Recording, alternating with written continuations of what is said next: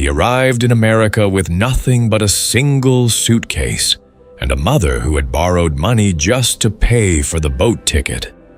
But the day this 12-year-old Scottish boy stepped off that ship in New York, he made a silent promise to himself that by the time he died, he would own America itself, and he nearly did. The town of Dunfermline in Scotland was once the royal capital of a kingdom. Kings had been crowned there. Warriors had been buried there. But by 1835, it was just another broken industrial town where weavers worked themselves to death for wages that could barely feed a family. And it was in this town, in a tiny one-room cottage with a dirt floor and a loom pressed against the wall, that Andrew Carnegie was born on November 25th, 1835. His father, William Carnegie, was a hand-loom weaver, while a man whose entire identity was wrapped up in the craft he had inherited from his own father. He was not a lazy man.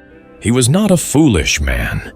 He was simply a man who had been born into the wrong century. Because the Industrial Revolution was coming for William Carnegie and every weaver like him, and it was coming fast. The power loom, a machine that could produce fabric 10 times faster than any human hand, was spreading across Scotland like a disease.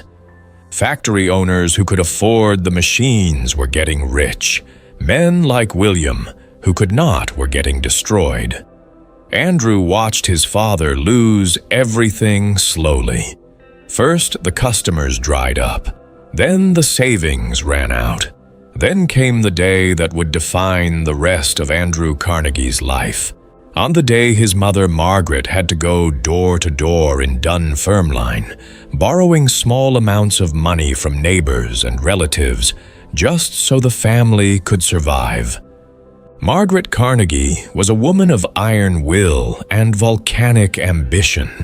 She was not built for defeat. She looked at the collapsing world around her, and she made a decision. America. That was the answer. That was the only answer. Her sister had already gone. Letters had come back describing a place where a man could still build something with his own hands, where the machines had not yet eaten everything, where the name you were born with did not determine the life you were allowed to live. In 1848, the Carnegie family sold everything they owned, which was almost nothing, and they sailed for the United States of America. Andrew was 12 years old. He stood on the deck of that ship and watched Scotland disappear behind him, and he did not cry. He made his promise instead. He was going to be rich, not comfortable, not stable. Rich. The kind of rich that meant no one would ever again watch his mother beg.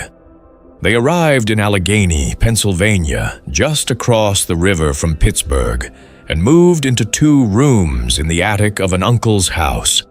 William Carnegie found work in a cotton factory immediately, and so did Andrew. The boy who would one day own more steel than any human being in the history of the world started his working life at 13 years old, dipping bobbins in oil for $1.20 a week. He worked 12 hours a day, 6 days a week, in a dark, loud, suffocating factory. He hated every second of it, but he showed up. Every single day he showed up. What separated Andrew Carnegie from every other immigrant boy in that factory was not talent. It was not luck. It was the ferocious belief that the job he was doing was a temporary condition and not a permanent identity. He studied everything around him. He watched how the factory was organized. He watched which men got promoted and which ones stayed on the floor forever. He noticed that the men who moved up were not necessarily the strongest or the fastest, They were the ones who made themselves impossible to ignore. The breakthrough came when Andrew got a job as a telegraph messenger boy in Pittsburgh at $2.50 a week, which was nearly double what he had been earning. This was not just a pay raise.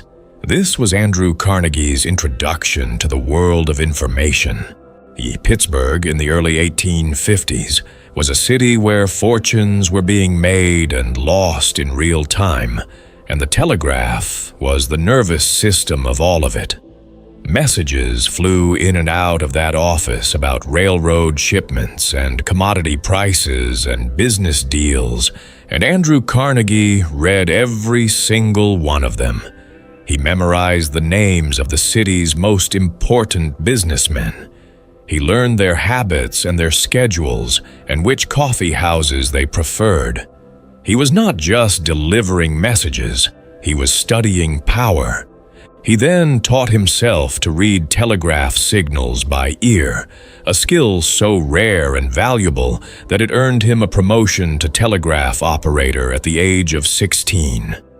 He was making good money now by the standards of immigrant Pittsburgh, and he was sending most of it home to his mother. But Andrew Carnegie was not thinking about the money he was making. He was thinking about the money other people were making and how they were making it. The man who changed everything was Thomas Alexander Scott, the superintendent of the Pennsylvania Railroad's Western Division. Scott was everything Carnegie wanted to be: polished, powerful, connected, and ruthlessly effective. Scott hired Carnegie as his personal secretary and telegraph operator, and the relationship that followed was the most important education Andrew Carnegie ever received. Scott treated Carnegie less like an employee and more like a protege. He brought him into meetings. He explained his decisions. He showed Carnegie how a genuinely large organization was built and run. And then one day, Thomas Scott did something that would alter the trajectory of American industrial history. He offered Carnegie the chance to invest in Adams Express Company, 10 shares at $50 each. Carnegie did not have $500. His entire family did not have $500.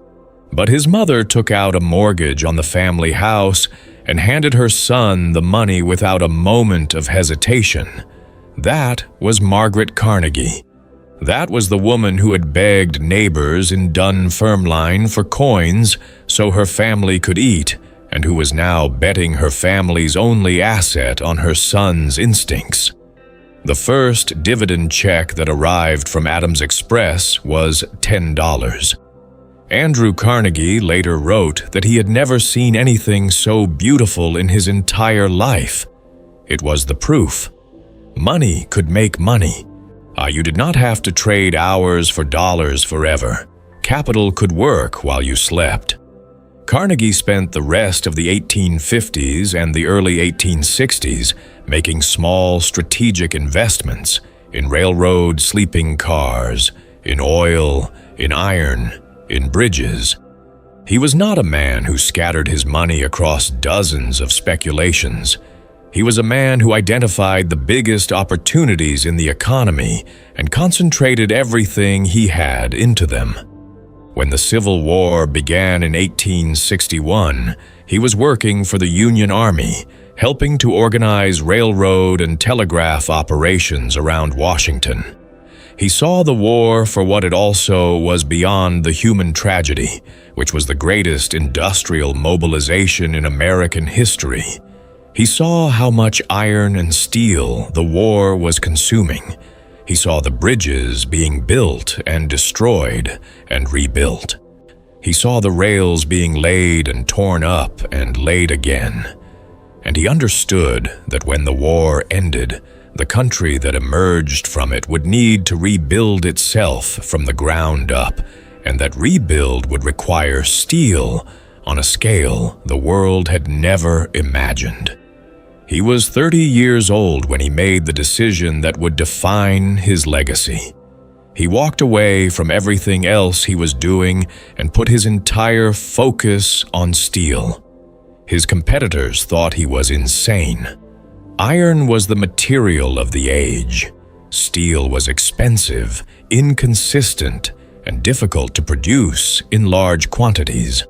But Carnegie had learned about a new process developed by Henry Bessemer in England that could convert molten iron into steel in minutes rather than days. He traveled to England himself to see the Bessemer converter in operation, and what he saw changed everything inside him. He came back to Pennsylvania, and he built the Edgar Thomson Steel Works in Braddock, the most advanced steel mill in the world at that time, and he named it after the president of the Pennsylvania Railroad to guarantee himself a major customer before the first ton of steel was ever produced. This was Andrew Carnegie's genius, not the technology, not the financing, the strategy. He understood that in a capital-intensive business like steel, the only way to survive was to be the lowest-cost producer in the market. So while his competitors were content to make comfortable margins when times were good, Carnegie was obsessed with driving his costs down even further in good times, so that when the inevitable downturns came, he could keep cutting prices while his competitors were being destroyed. He hired the best managers he could find, and then he gave them ownership stakes in the company because he understood that men who owned a piece of something worked differently than men who were just collecting a salary. He installed the most advanced equipment available, even when the existing equipment was still functional, because he understood that a machine that was cheaper to run tomorrow was worth more than a machine that was paid off today. By the 1880s, Carnegie Steel was producing more steel than all of Great Britain. Read that sentence again. One company, owned by a man who had arrived in America with a borrowed boat ticket at the age of 12, was outproducing an entire nation that had been industrializing for a century. Carnegie drove his competitors to the edge of ruin. He bought them when they were weak. He vertically integrated everything: the iron ore mines in Minnesota, the coal mines in Pennsylvania, the railroads and ships that connected them, the finishing mills that turned raw steel into usable product. He eliminated every middleman between the raw materials in the ground and the finished steel in the customer's hands, and every eliminated middleman was pure profit added to the bottom line. The human cost of all of this was real, and Carnegie knew it. The Homestead Strike of 1892 was the darkest chapter of his life. When workers at his Homestead steel plant went on strike over wage cuts, Carnegie was in Scotland, and he left his partner Henry Clay Frick to handle the situation. What followed was a battle between armed Pinkerton agents and armed workers that left multiple people dead on both sides. Carnegie's public image as a benevolent employer was shattered overnight, and the damage to his reputation never fully healed. He spent the rest of his life in complicated relationship with that event, defending his position in letters and memoirs, while simultaneously accelerating his charitable giving, as if he could write a check large enough to balance the ledger of Homestead. In 1901, J. Pierpont Morgan approached Carnegie with an offer to buy Carnegie Steel as the anchor of a new, consolidated steel company that would become United States Steel Corporation. The price Morgan offered was $480 million, which at that time was the largest private business transaction in the history of the world. Carnegie wrote the number down on a piece of paper and handed it to Morgan, and Morgan accepted without negotiating. Carnegie had started with borrowed money and a cotton factory bobbin, and he was selling out for nearly $500 million. When the deal closed, Morgan shook Carnegie's hand and told him that he was the richest man in the world. Carnegie was 65 years old, and he was just getting started on the second act of his life. He had always believed and written extensively that a man who dies rich dies disgraced. The years between 1901 and his death in 1919 were spent in a systematic and almost military campaign to give away every dollar he had accumulated. He funded the construction of 2,509 public libraries across the English-speaking world. He established the Carnegie Institute of Technology, which later became Carnegie Mellon University. He created the Carnegie Endowment for International Peace. He built Carnegie Hall in New York City. He funded scientific research and teacher pension funds and international arbitration organizations. By the time he died in August of 1919, he had given away over $350 million, and the foundations and institutions he created continued giving for decades after his death. The boy who had dipped bobbins in oil for $1.20 a week had reshaped the physical landscape of an entire civilization, and then spent the second half of his life trying to give that civilization the tools to build something greater than he had. Here is what nobody talks about when they tell the Carnegie story. He did not just make steel. He owned the ore, he owned the coal, he owned the ships and the rails. He eliminated every middleman between the ground and the customer. The man who controls the inputs controls everything.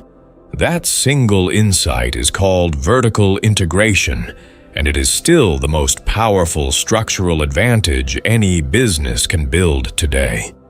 Carnegie did not beat his competitors by working harder. He beat them by thinking at a level they could not see.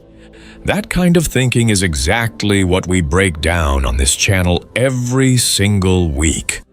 Subscribe right now and hit the notification bell, because next week we are telling the story of another man who started with nothing, saw what nobody else could see, and used it to change the world forever.